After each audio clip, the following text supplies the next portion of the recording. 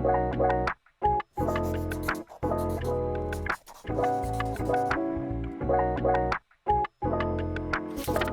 world, and welcome back to another episode of Office Hours, a podcast where we are going to yap about the creative world and everything in between. Today, we're going to be learning from Jean Pongsai, who has 10 years of experience as a graphic designer here in Los Angeles. In our conversation today, Jean walks us through her design journey from when she started as an emerging designer to when she started her own studio to where she is today at 72 and Sunny. We also talk about something that is near and dear to both of our hearts, which are our emerging designers and the design community. I learned so much from Jean in this conversation that I was taking my own notes because she was talking a lot about how to live life, be present, and putting up healthy barriers between you and work. This conversation could have gone on for like another 5 hours, so I'm definitely going to have her on for a second episode. I'm so excited for all of you to hear this conversation, and I hope you enjoy. Let's get into it. Actually, before we get into it, I just wanted to give you all a little bit of a heads up is that we did have a tiny bit of an audio hiccup. And so you're going to be listening and then all of a sudden it's just going to stop and then we're going to jump into another topic. So apologies for that. I'm just a girly who's trying to figure out this whole podcast thing. But yeah, okay, now let's get into it.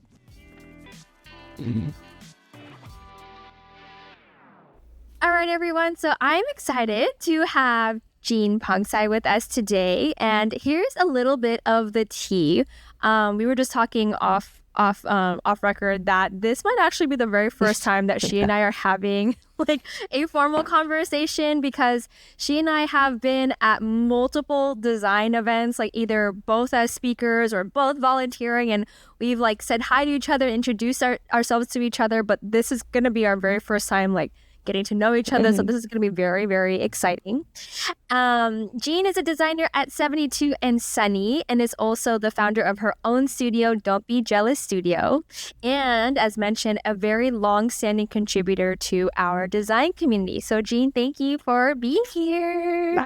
Thank you. I'm low-key nervous, actually, now that we started. No, it's so great to see you. And like, again, like, as you were talking, like this really is the first time that like we're having a full conversation, and we have so many mutual friends too. And like I've just heard so many great things about you. I see all the things that you post. My heart flutters every time you talk about our emerging designers, and how much you want to support them because it's definitely it's hard out there right now. Yeah. So I really just want to start with, again, because I like getting to know you for the very first time today, but I would love to learn a little bit more about your background. I was doing some research, obviously sleuthing through your LinkedIn, and I noticed that you started with a few internships, which, by the way, Matthew Manos, shout out. Yeah, I know. Was my professor at grad school.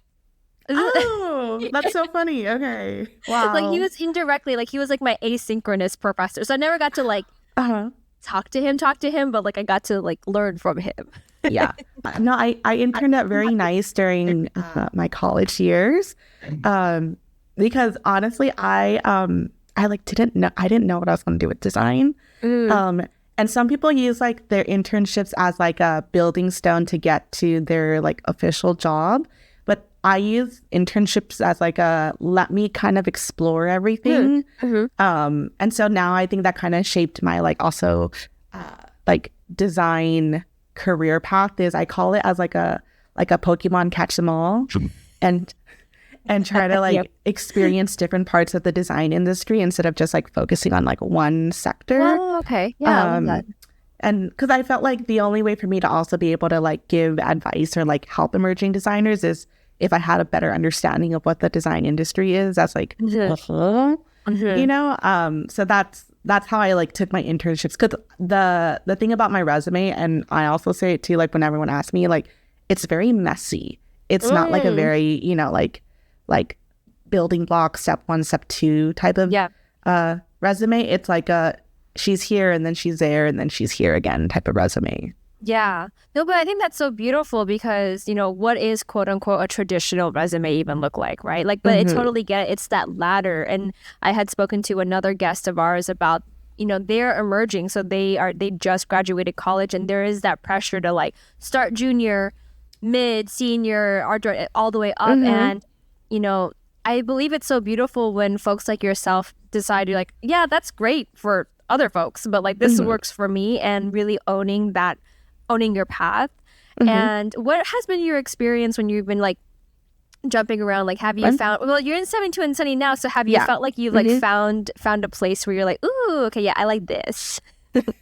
I mean, I feel like it's I don't know if it's like, ooh, I like this, but it's a moment that makes me go like, oh, life is long, and like I don't have to, because I'm just a designer right now, right? I'm not a senior designer, and there was a moment where I was like, why am I not a senior designer yet? Because I know I have like all the cuts and everything to be a senior designer, and I have like the years of experience. And then I was like, you know what, like life is long, and this career is going to be like a long thing for me, so there's no rush for me to like to decide or to get there yet, but more so like taking the moment of like what this position is for me, and just taking time to learn a lot about like I think being a little bit more risky with design, because like if it's going to get rejected, it's going to get rejected, right? Like it doesn't matter, so might as well also throw in something that you feel really great about,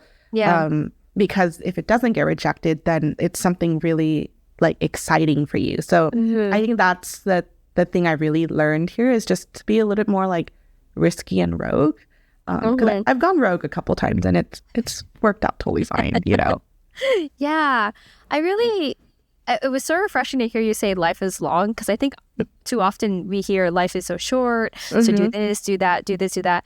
And so hearing you say life is long and allowing yourself to be in the space and be in the moment is extremely refreshing to hear. I will say, I'm like, yes, like take that moment and be like, why are we? But I understand the rush. It's like you want to feel like the work that you've been doing is accounted for and celebrating every milestone. But I do love that you're dropping yourself in and being like, this is great, and like I get to play and explore, and it's fine. Exactly, because 70, when you think about it, 70 years is, for one person, is kind of a long time. It is a long time. Yeah. It is a very, very long time, and it also goes by fast too, because I we were talking, like, I'm 34, I've been in the industry for 15 years now, and I'm just like, how did that happen? And sometimes I like, when I reflect, I'm like, oh man, I wish I would have just like slowed down a little bit more, and just been kind of like what you're saying, is having fun, being risky, going rogue. Because I think even for myself that I played it a little too safe at times in corporate, because I was just like, I have to get up this fictional ladder to make myself feel like I did something in my life. Yeah. No, because it's scary, because you feel the pressure, because everyone else is also churning at that same speed. But then you also kind of look around and you're like, well, do I want to be that person? Like do I want to be like feeling like I'm like being a pixel pusher, or I'm feeling like I'm doing something that someone else wants me to do, or like you look miserable, like I don't want to be that, So it's like you could move at the pace that everyone else is moving and be how everyone is feeling, or you could also just do you, and like vibe. Yeah, vibe, and work out. It's just kind of like you want to manage your, how do I say, it's not like manage your time, but it's like, I guess, it is like boundaries and like managing like what, like managing your happiness, I guess is the best way to say it, because like you are in control of your happiness, not someone else. And if you start to give that to other people to be in control of how happy you are at work, or how like you feel at work, then you're not really running your career path. Someone else is running it for you. Yeah, I love that. And I know that in like a Instagram reel that I had seen of yours, you talked a lot about protecting your energy and putting up healthy barriers. And at like 10 years, you shared with me before we recorded, it's 10 years of experience, which at the 10-year experience, at that 10-year mark, that is really a milestone where you start to be very reflective. I feel like it's like the 5, 10, 15, 20 years of like, you're like, okay, cool. I've done all that. And that kind of sort of burned me a tiny bit. And so now moving on to my career, here's what I'm going to do. So can you share with us a little bit, especially because, again, most of our listeners may be emerging designers and, they're coming up. And so how do you personally protect your barriers? How do you, both of us can probably agree it's hard to say no to things, to projects, to opportunities. But how have you, quote unquote, mastered or navigated the art of no? Or perhaps the art of not yet? Yeah. I mean, years of experience for sure. But I think one of the things, or a couple of things actually, I guess like thesis is the universe will keep opening a door for you until you know to keep it closed. Right? And sometimes when you're a designer and you think like, why do I keep getting these like projects that burn me out or don't pay me enough or don't fulfill what I want?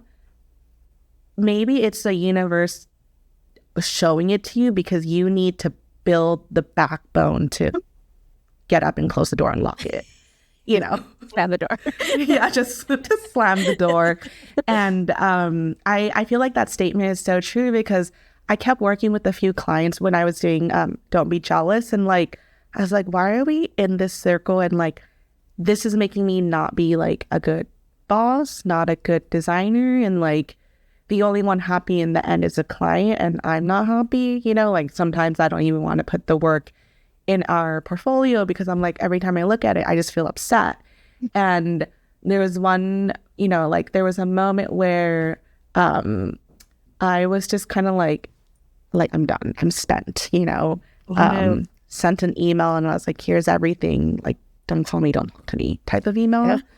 And then like, a few months later, they reached out again on like, hey, like, how are you doing? And I was like, what is this? Like, I was like, like, I feel better. Should I say yes? And I was like, I'm going to say no.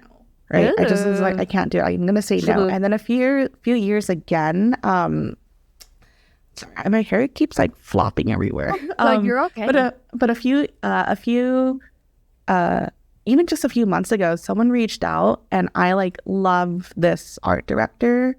And I was just kind of like, you know what, like I love you and I respect you. And I feel like this is a test from the universe because you kind of have that same energy as like my past client, right? Very ambitious, very creatively like like she inspires me so much. And I was like, I feel like this is a universe testing me again to be sure, so I was just like, no, like I just said like, no, because I just don't want to like commit to something that's going to potentially disappoint both of us. Right. And I think just being like transparent about like the no and the reasoning behind the no makes it even stronger instead of just like, no, you're not going to pay me enough. Like that's sometimes not enough of a solid reason. It could be like, no, this project doesn't benefit my portfolio. No, it doesn't seem like our work stream is a match.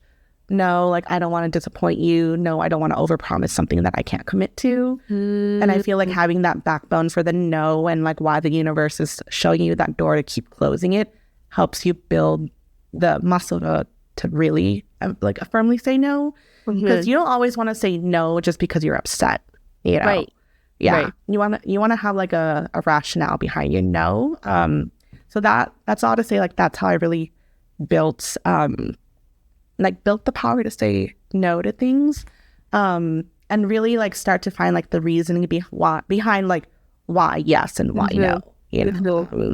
I was like, that was like a long spin, but I hope that answered. Yeah, no, that's beautiful. And I think like as at the very top of what you said is that a lot of that comes from years of experience and years of being burnt, unfortunately. Like I so wish that like as an educator that I could instill like what you just said, like all of that wisdom into them and being like, this is why you can say no. But unfortunately, so many of us as emerging designers, we have to get unfortunately burnt to understand because I I had a client similar to you where every time I got on a call with them, I was like sweating. I would be stressing myself out. I get an email from them and I feel like my hair just like stood up on my and I was like, what? No, and you're like, it's an email. Like, we're not getting to battle. It's an email. Yeah, like it's like my flight or flight response kicks in and I'm like, this is not sustainable. This is not okay. And, you know, like, and I always like to hold space for us as creatives and freelancers, contractors, that sometimes saying no equals saying no to money, which is something that we all need, especially like right now. But you start to really weigh that.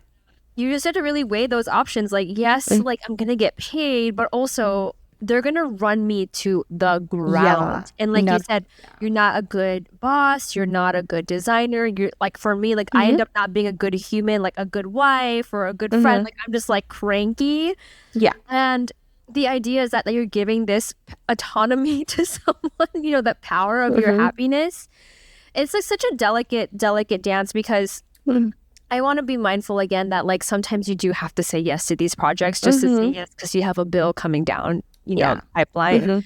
But I love what you said, that saying no is definitely having that backup, or not backup, but that rationale makes it more clear to them why you're saying no. And maybe I'm imagining that, you know, if that conversation you had with the AD, if you're like, here's the reason why, like maybe they could be like, oh, maybe it's a reflection moment for them, right? We're like, oh, okay, so then what could I do? Like if you were going to work with them, it's like, what could I do to help, you know, that we could work together? So it's a win-win across the board, I feel. And truthfully, like no one's feelings get hurt the more like I think upfront and transparent you are about things versus like dragging it and then you know, and then you get like you get all these other feelings that weren't involved in the beginning at the end, and no matter what you say, they're just going to be upset at that point. And I think communication is so we could go on a whole tangent about clear communication.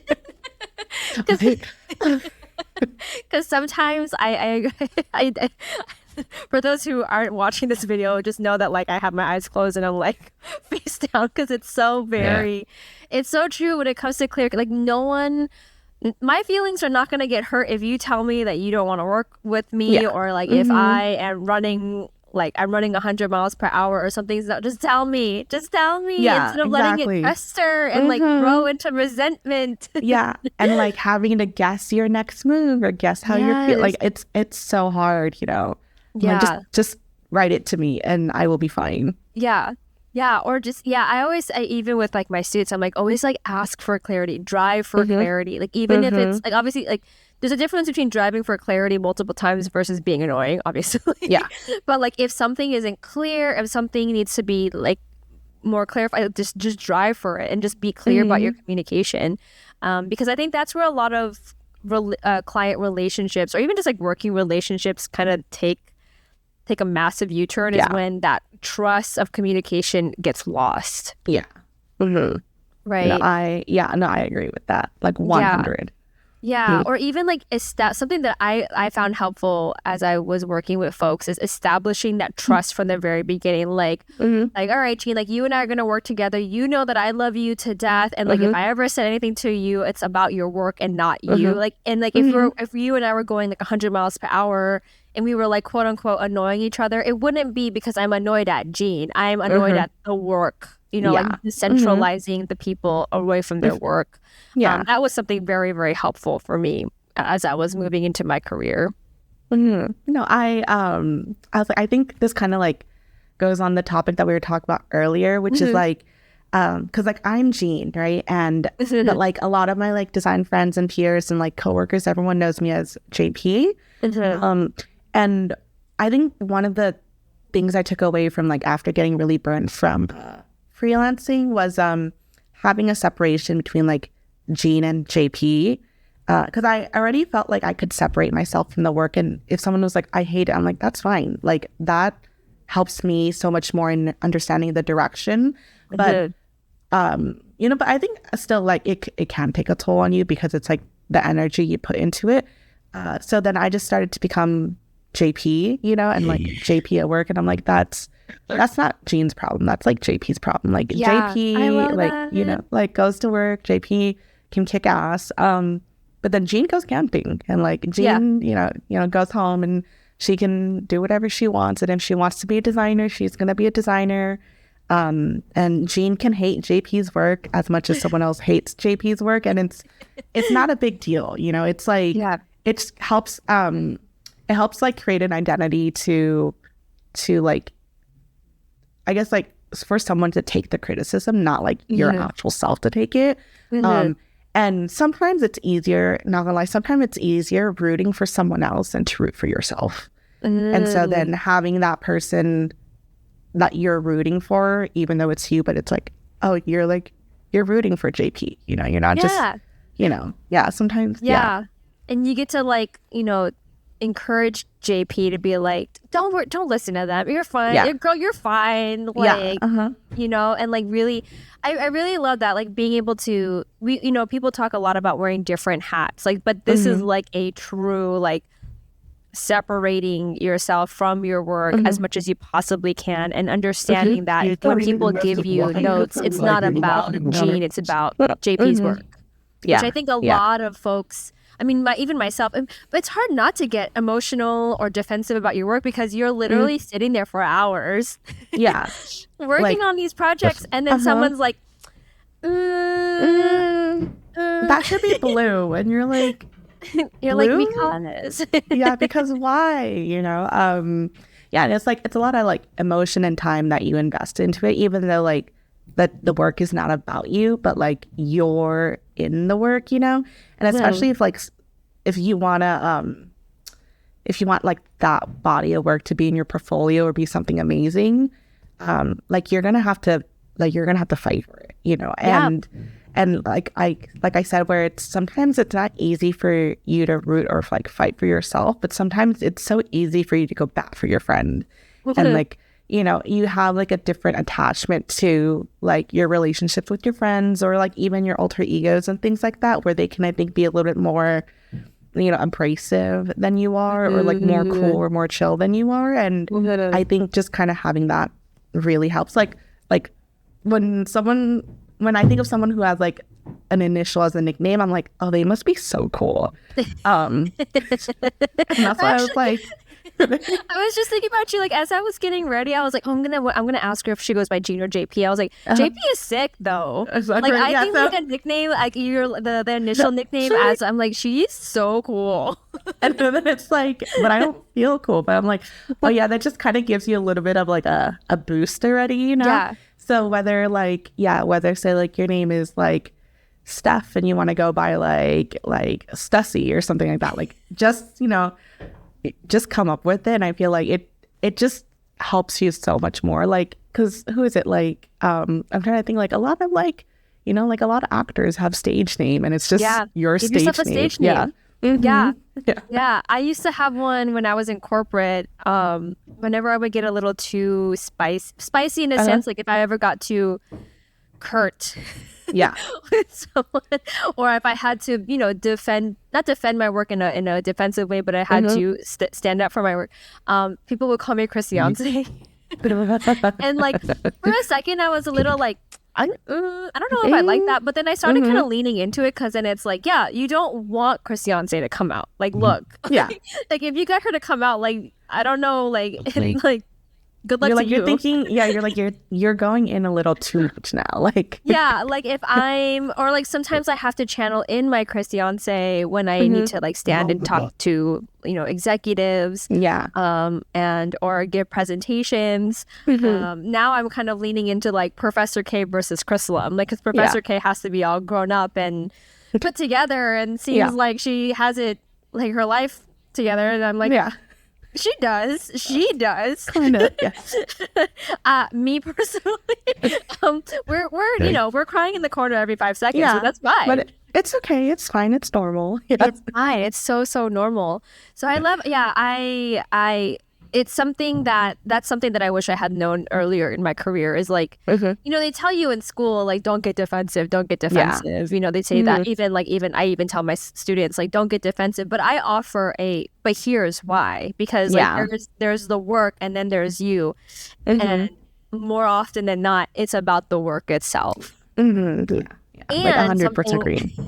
Something as like you were like giggling about it is that sometimes the people who are giving feedback are folks who don't have the design lens. And so giving them that much power to allow you to be so upset over their thoughts is like, we don't have to. We don't have to, like if they want it to be blue, they don't know why it can't be blue. And we should just, come from a place of learning and understanding. It's not like because they hate you. It's because like they just don't know that blue doesn't look good there. All right. So we had a little bit of an audio moment here. So we're back. All right. So Jean, I'm just going to go straight into, you sort of hinted, and I mentioned earlier that you have a, you have a studio called Don't Be Jealous Studio. So tell me a little bit about like how that started, like what motivated you? Because I also have, I have Hello World Studio, and oh my gosh, it is not easy. Starting a studio is not easy. Running one and sustaining one. So can you share a little bit with us, like what, like that moment in your life? Because I started, so I was in a studio before, and there, like I learned a lot from that studio. But there was a moment where I was like, I've developed the skills, and I think like understanding for what like how to achieve, I think like how to accomplish a project. But there's one thing I learned about a studio, which is like a lot of times I think clients go to the studio not because of the studio, but because they believe in like what like the person or the principal or the creative director of the studio stands for. So even if you want to like introduce something like brand new, if it's not kind of part of what the studio ethos is, then the work itself is just not going to get through. And I feel like that's like one of the differences between like a studio and an agency, where the studio I think has a much more like defined art and design direction to their work, versus an agency can be a little bit more like wild all over the place. They can take any kind of work. They're a lot more flexible, and they like work with like a set of clients that fall into a category, versus like a studio I think works with the category and a different set of clients that fall into that category. So when I was in the studio that I was at, I was like, oh no, my AirPod drill.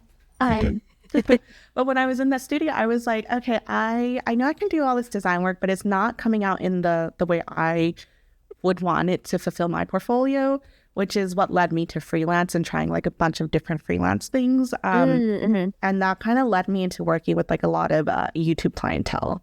And, I was working with nonprofits and YouTube clientele. And that also kind of led me to working with like a bunch of different clients, where ultimately I think the category was like,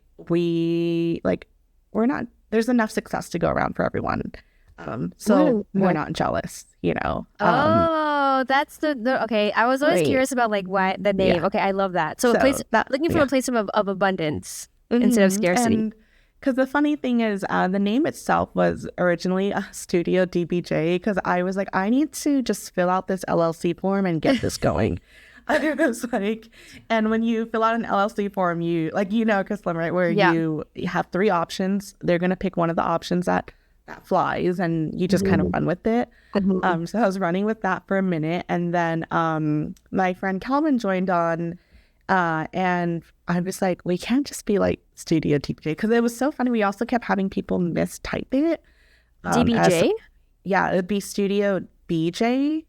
And for the longest time, I had to be like, we're Studio like DBJ, not BJ. Like, we're not that kind of studio. And I was so funny, because I would have never expected that to be like an issue of like, you're going to mistype DBJ. But I guess because like the D and the B are letters that people get confused with. So then we had this like acronym of like DBJ stuck already, and we're trying to figure out like, what do we do with this, And Calvin was the one that came up with "Don't be jealous." Mm-hmm. Because I came up with "Don't be judgmental," and I was like, Oh, okay. that's probably not what we're going for." But I was like, we need, we want to reevaluate.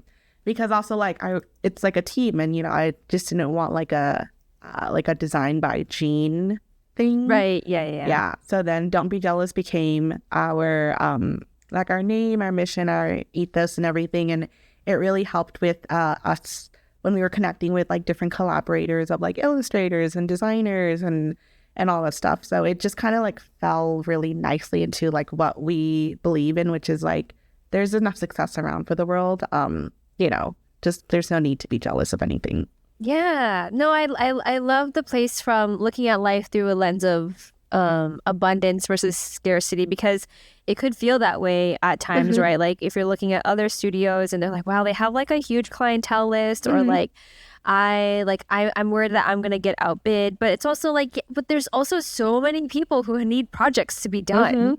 So it's like just being okay with the fact that like if this one doesn't work out, then it's okay. Like there's gonna be other ones. Yeah, exactly. And even like it's like, like there's just share, I don't know how else to say it, but like just share. Don't need to be like so over competitive and protective of every single inquiry that comes in. Like you want to like rise up as with your friends and your peers. Like it doesn't need to be like a lonely path.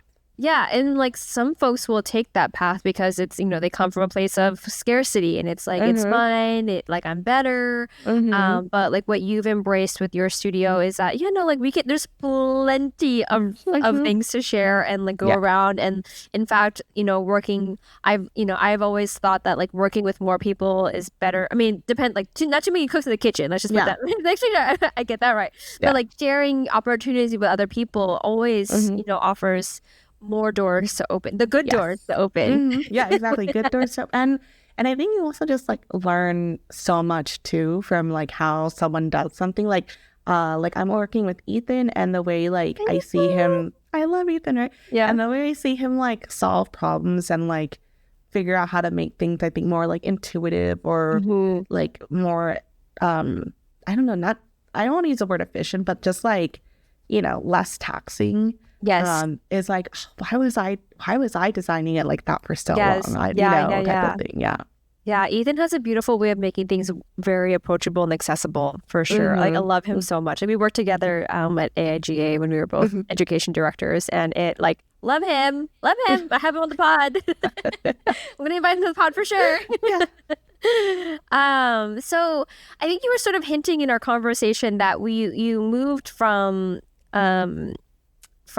your studio to now your full-time role. Was there a moment where you're like, okay, I need to what was that moment for you when you decided to go back full-time? It was me being like, I am 4 years into this freelance business studio situation, and I feel like I'm plateauing. Like I feel like we're circling around like the same type of clientele, and the way the design execution is coming out isn't like where I think I would want to have been like that at that point in my career, where so I was kind of like there was how do I say it? Like when I looked at my work, there was like a slight amateur quality to it. Now I was like, I don't know how to get rid of that.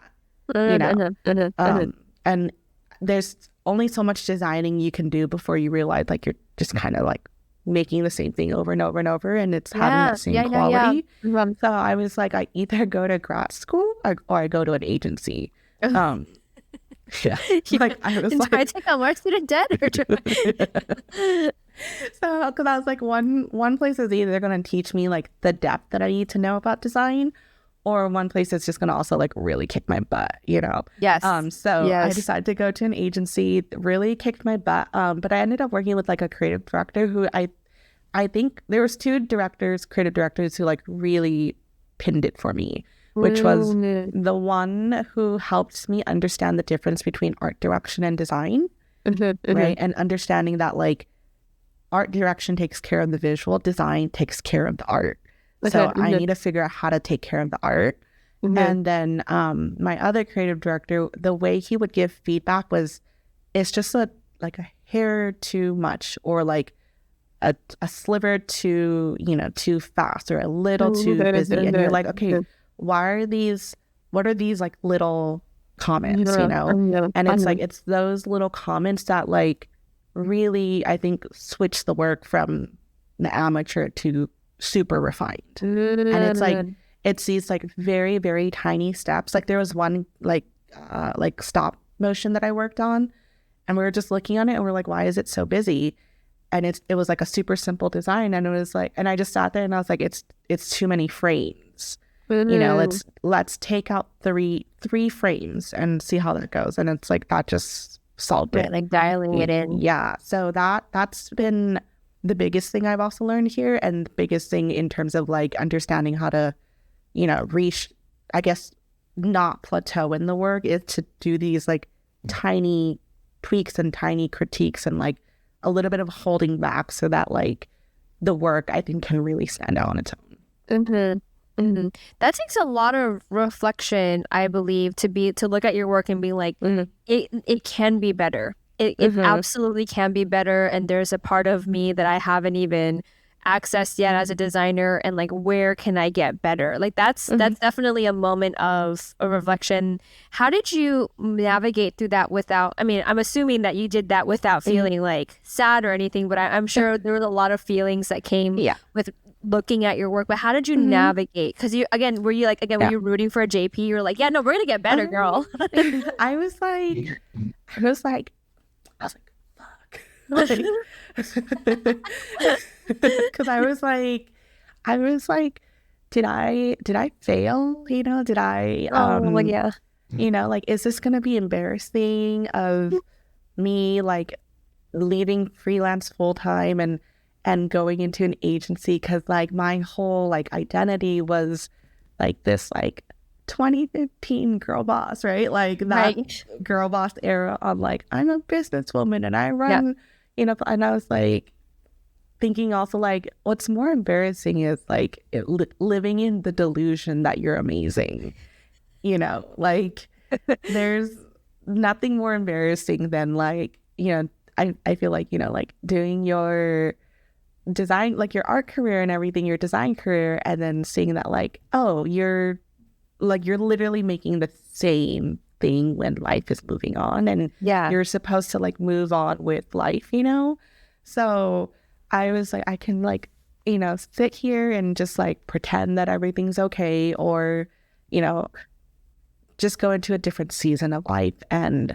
try something, because like, is it still a dream of mine? Yes, but I was like, I can't like run a business. I can't give advice if I don't have a better understanding of the design industry, and also if I'm unwilling to change in my work, right? Like there's only, you're going to get the same clients, you're going to get the same problems, the same issues and everything again, because you are unwilling to change. And, growth is all about changing and, taking hits, and also like, getting up when you fall.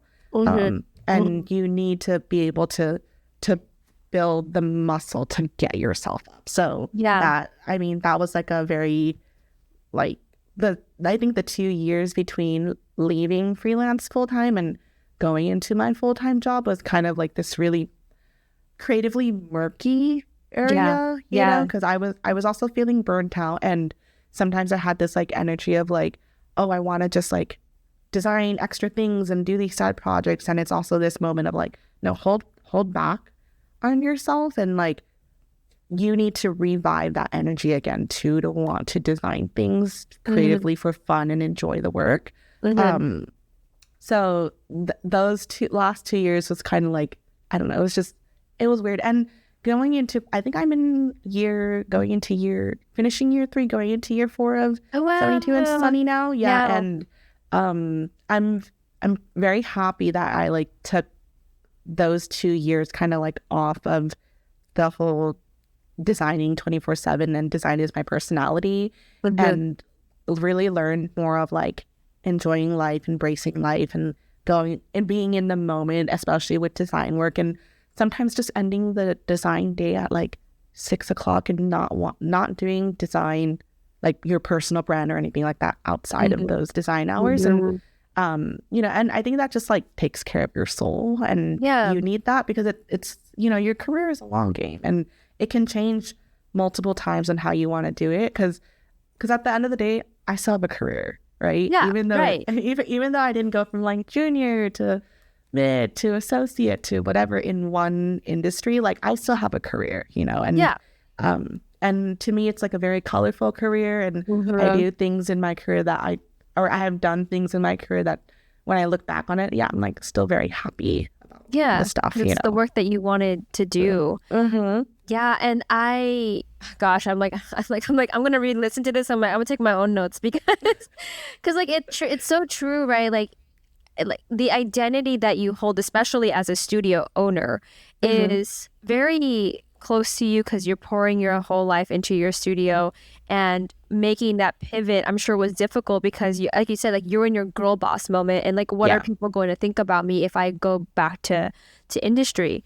But I believe that it actually made you better and stronger, because now you can, like when you go back to your studio, you'll have all this like wisdom and knowledge from your agency experience that you can now bring to your clients. And even taking that moment to take a step, I don't even think you took a step back, but you took a moment to quote unquote take a step back to move like many miles forward, in my opinion. But that's also, like you mentioned, it is difficult to do that. It's difficult to pause and be like, wait, what's not working here? How can I fix it? Let me take a step back and then figure my stuff out, in the hopes that that it'll propel you. And I feel like you're in this space now where I'm a little jealous, because like hearing you say like taking the time to enjoy life, I'm like, like I need to do that more, because it's just like I feel as designers, it's our identity. It's part of the like starter package graphic designer, right? It's like working 24/7. Like that's who we are.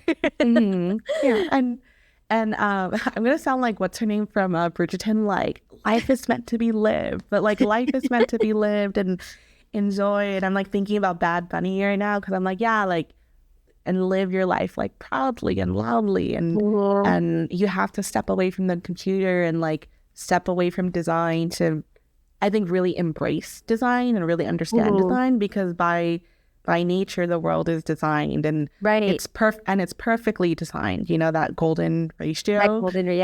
And you need to be in it and experience it to understand it, you can't just always be imagining and doing the vector stuff and making it perfect in the computer. I think just when you're more in the environment, you understand it a bit more, and so life has like the best design, to just be one with the world. Be one with the perfectly golden ratio world.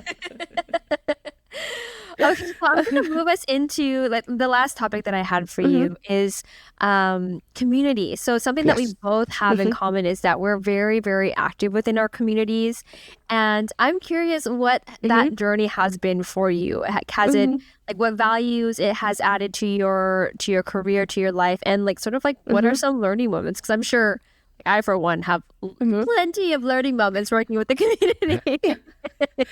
I mean, community is like, the more I reflect on the word, it's like it's such a weird word, because you're like, what is community, right? Because as of right now, like, do I have a full-on design community? Like, no, not as much as before, because I'm not as involved. But I think the reason why I chose not to be as involved was, like, I think circling back to the topics that we had talked about before, where like, how can I give advice or give direction when I also need to go and like learn more, right? Like, I feel like rather than giving out like false hope and false advice, that does more harm than positive, the only positive it does is like feed the advice giver's ego. And at the end of the day, it's some emerging designer who is like, JP said fake it till you make it, like, and it's like, with their eyes all just like glassy-eyed and like, and JP said charge $6,000 for this, and I'm like, Like, no, I don't, I don't want to be that type of person, because I also do remember like some of my professors giving advice where I was like, I think it probably worked for you during that moment in your life. But in this moment in my life, in what my understanding of the career is, like the career field is, it's not working out. Especially when some people are asking me some advice about freelancing, and I'm like, let me take a step back, because I haven't been in the game like you guys are in the game right now. My game was a little differently, but I can give advice on how to like, like that for yourself, or like do this for your quote, or like you should stage a project this way, but in terms of like hunting for the project, I'm not as confident in giving advice like that now. That is all to say, like, the reason why I think the design community is so like, especially the emerging design community, is such a soft spot in my heart, is because like there is like, I feel like the first 5 years of graduating college or graduating wherever you decide to have your design education, those are the most critical 5 years to keep designers like interested and excited in the industry. And after that 5 year, you kind of lose them, because they're like I'm going to either redo my education, go into a different field, or they're like, design sucks, and there's just so like, every time I review like a portfolio, there's like so much like exciting work that comes out of their body of work, and so much like enthusiasm for like design and like art, and just I think the way people consume visuals and communication and everything, and it's like, we're gonna lose that, like it makes you go, we're gonna lose that, and we're gonna stick to like what everyone's been doing for the past 20 years. Like, it's time to move on. And like, there is such a disconnect between education and industry, and internship is not the answer, right? Like it's not it. And there needs to be like a better way to transition between the like